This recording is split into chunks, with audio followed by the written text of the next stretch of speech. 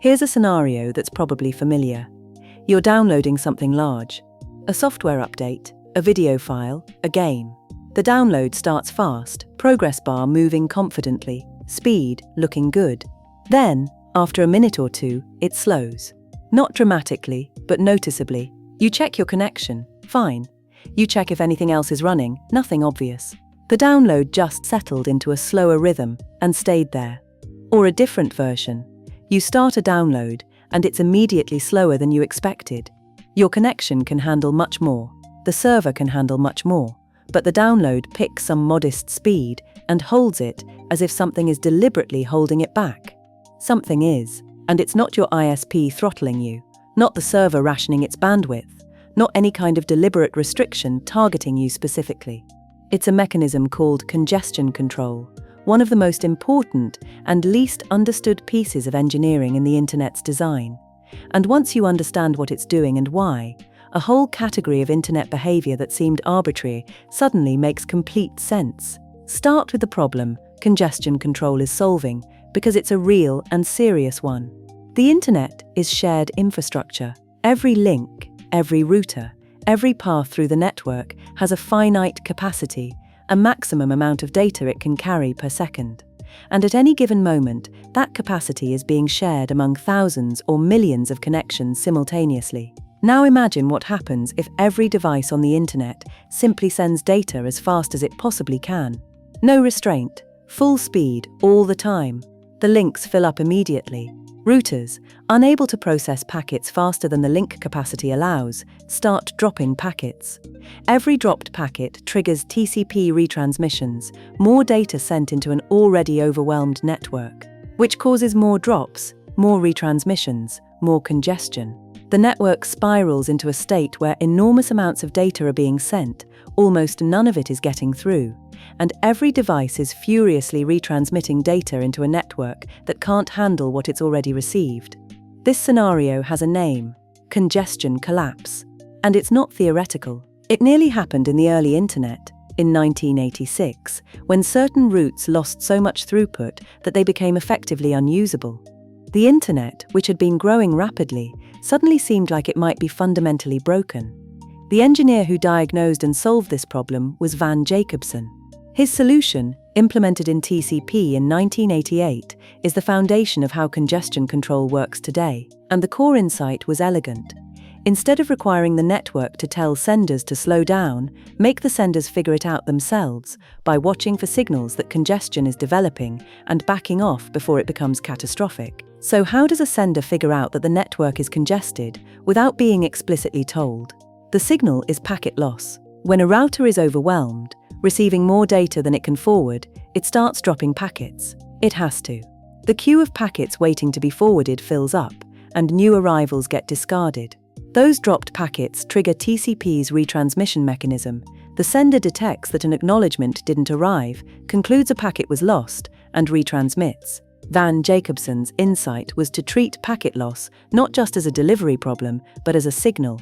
If a packet was dropped, it was probably dropped because a router somewhere was overwhelmed. The network is telling you, indirectly, that you're sending too fast. The appropriate response isn't to retransmit at the same speed, it's to slow down. This is the core of TCP congestion control. Use packet loss as a signal of congestion and respond to that signal by reducing the sending rate. Not stopping entirely, just backing off, giving the network room to recover, then gradually increasing the rate again. The mechanism that implements this is called the congestion window, a limit on how much data can be in flight at any moment, similar to the flow control window we discussed in the acknowledgement video, but controlled by the sender's estimate of network conditions rather than the receiver's buffer capacity. The way the congestion window changes over the lifetime of a connection is what produces the speed patterns you've observed. It follows a specific, carefully designed algorithm, and tracing through it explains those familiar download curves. When a TCP connection first opens, the congestion window starts small. Not because the network is definitely congested, it might have plenty of capacity. But the sender doesn't know yet. It has no information about this specific path through the network at this moment. Starting small is cautious. Then comes the phase that gave TCP its most famous behavior: slow start. Despite the name, slow start is actually fast. With every acknowledgement that comes back, every confirmation that a packet arrived, the congestion window grows. Specifically, it roughly doubles with every round trip.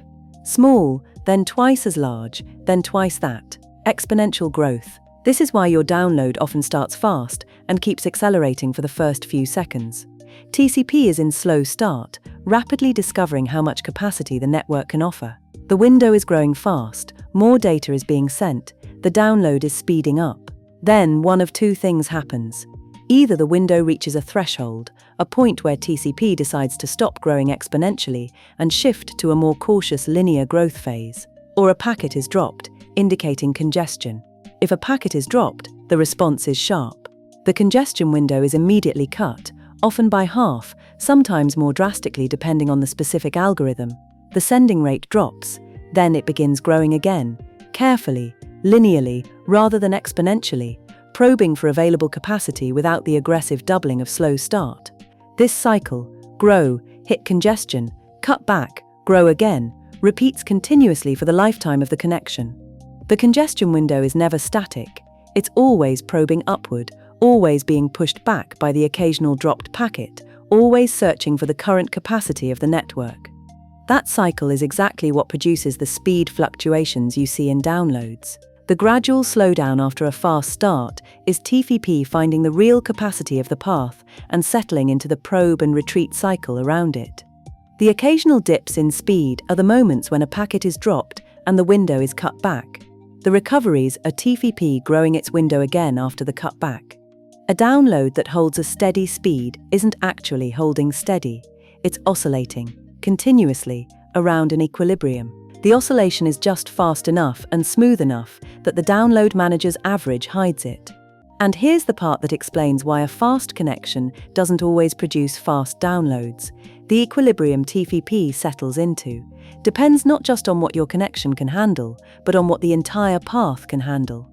Every link, every router, every shared segment between you and the destination is part of the equation. If any point along the path is congested, carrying traffic from hundreds or thousands of other connections, TCP will detect dropped packets from that congestion and back off.